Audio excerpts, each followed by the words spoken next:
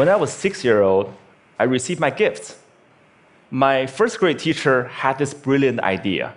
She wanted us to experience receiving gifts, but also learning the virtue of complimenting each other.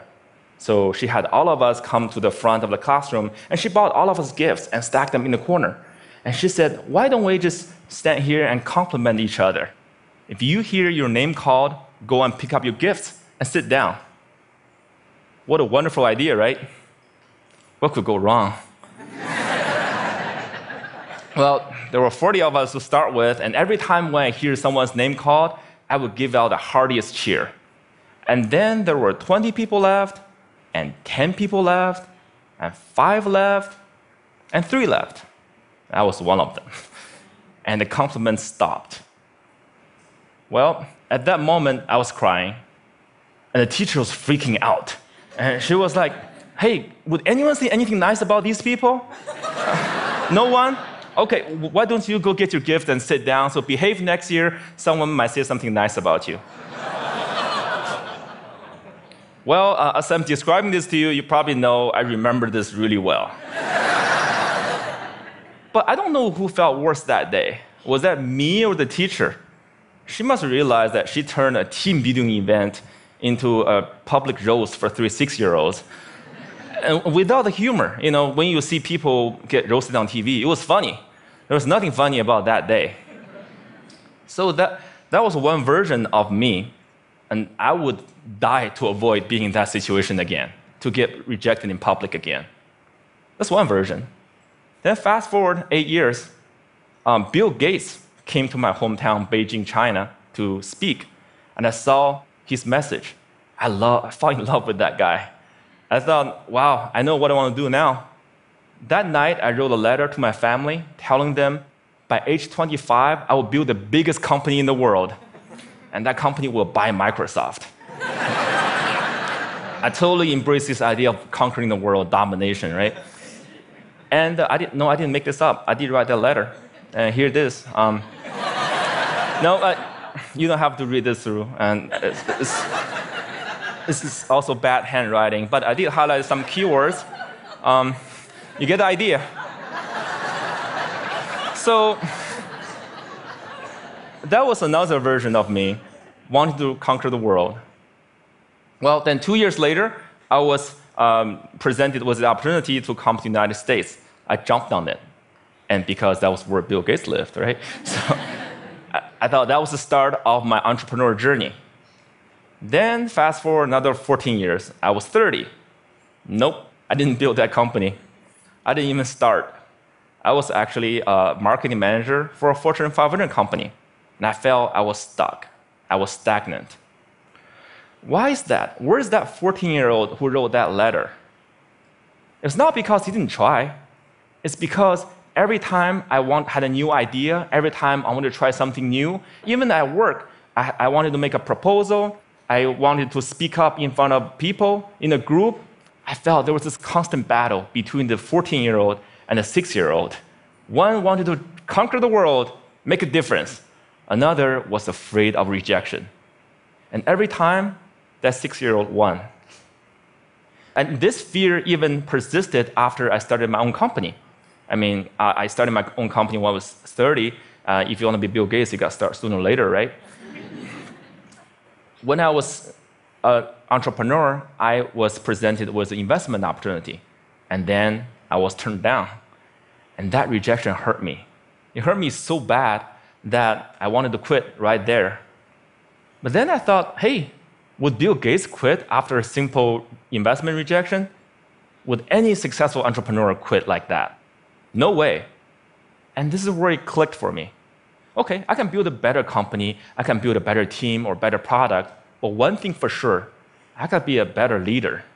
I gotta be a better person. I cannot let that 6-year-old keep dictating my life anymore. I have to put him back to his place. So this is where I went online and looked for help. Google was my friend.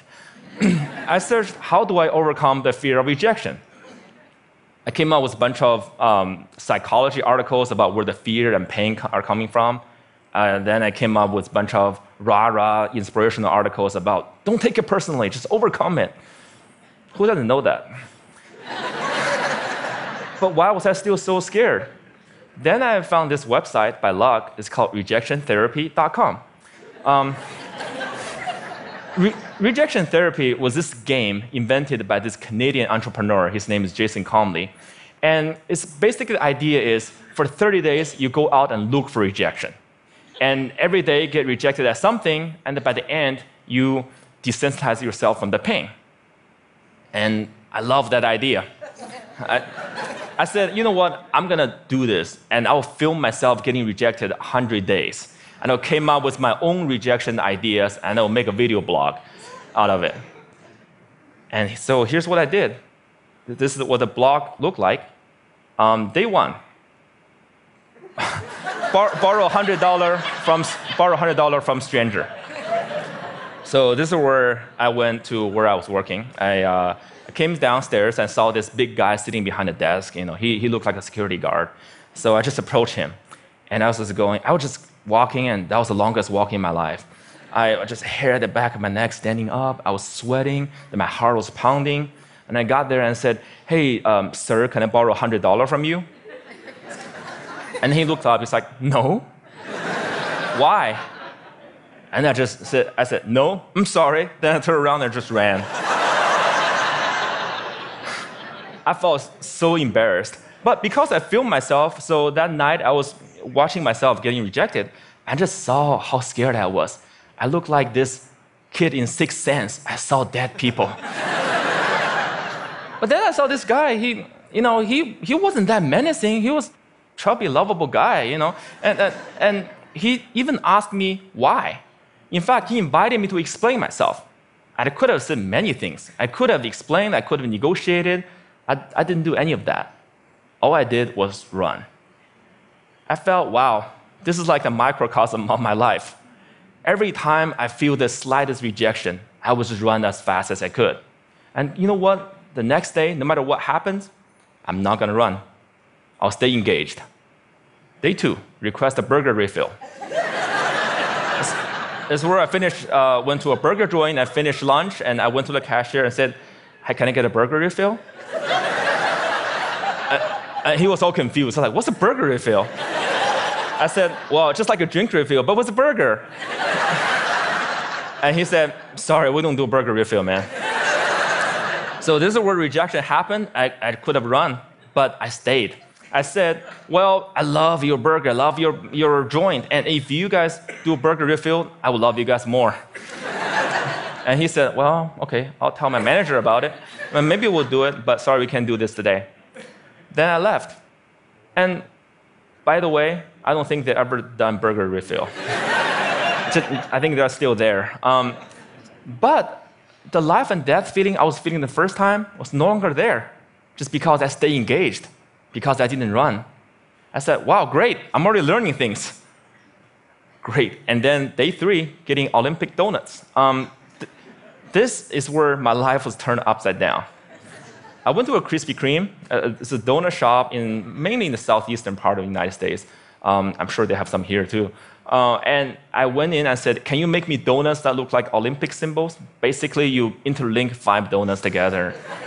I mean, there's no way they could say yes, right? The donut maker took me so seriously. So she put out a paper, started jotting down the colors and the rings. It's like, how could they make this? And then 15 minutes later, she came out with a box that looked like Olympic rings. And I was so touched. And I just couldn't believe it. And that video got over 5 million views on YouTube. The world couldn't believe that either. And because of that, I was on in newspapers and talk shows and everything, and I became famous. A lot of people started writing emails to me and saying, what you're doing is awesome. But fame and notoriety did not do anything to me. What I really want to do was learn and to change myself. So I turned the rest of my 100 days of rejection into this playground, into this research project. I wanted to learn, see what I can learn. And then I learned a lot of things. I discovered so many secrets. For example, I found if I just don't run, if I got rejected, I could actually turn a no into a yes. And the magic word is why. So one day, I went to a stranger's house, I had this flower in my hand, and I said, knocked on the door, I said, "Hey, can I plant this flower in your backyard?" and he said no. But before he could leave, I said, hey, can I know why? And he said, well, I have this dog that would dig up anything I put in the backyard. I don't want to waste your flower. If you don't do this, go across the street and talk to Connie. She loves flowers. So that's what I did. I went across and knocked on Connie's door, and she was so happy to see me. And then half an hour later, there's this flower in Connie's backyard. I'm sure it looks better now. But had I left after the initial rejection, I would have thought, well, it's because the guy didn't trust me, it's because I was crazy, because I didn't dress up well, I didn't look good.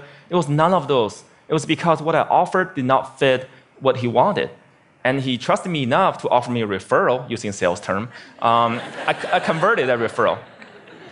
Then one day, I also learned that I can actually say certain things and maximize my chance to get a yes. So for example, one day I went to a Starbucks and asked the manager, hey, can I be a Starbucks greeter? He's like, what's a Starbucks greeter? I said, do you know those Walmart greeters? You know, those people who say hi to you before you walk in the store and make sure you don't steal stuff, basically. And I want to give a Walmart experience to Starbucks customers.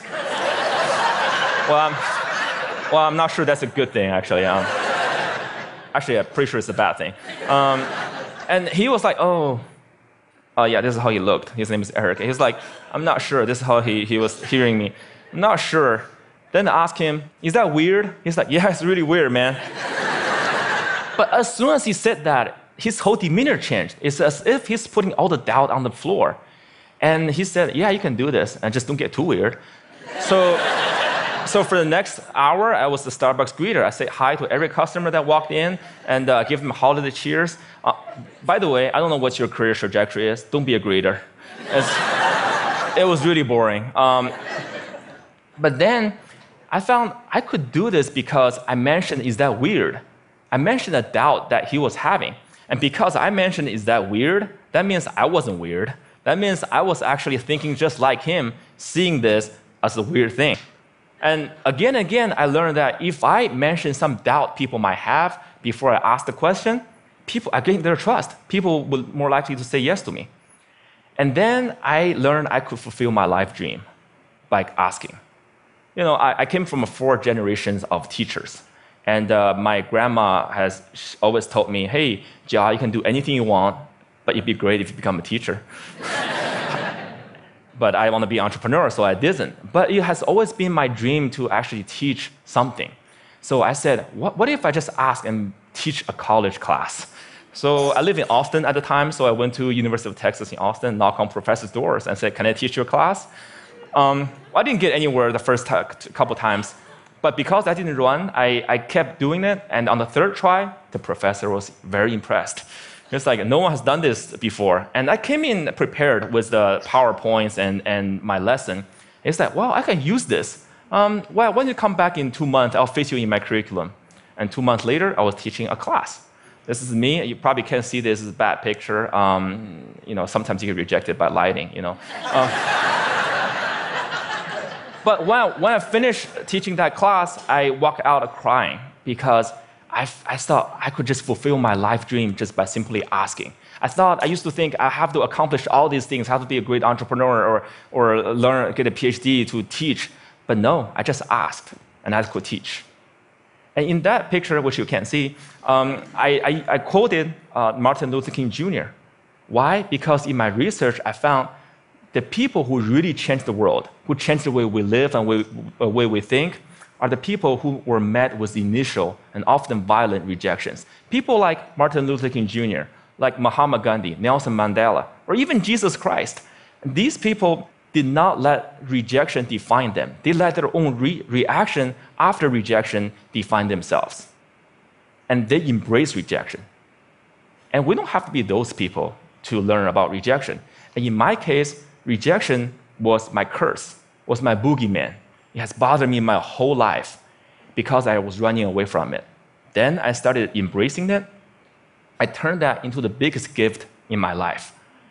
I started teaching people how to turn rejections into opportunities. I used my blog, I used my talk, I used the book I just published, and I'm even building technology to help people overcome their fear of rejection. when you get rejected in life, when you are facing the next obstacle or next failure, consider the possibilities. Don't run. If you just embrace them, they might become your gifts as well. Thank you.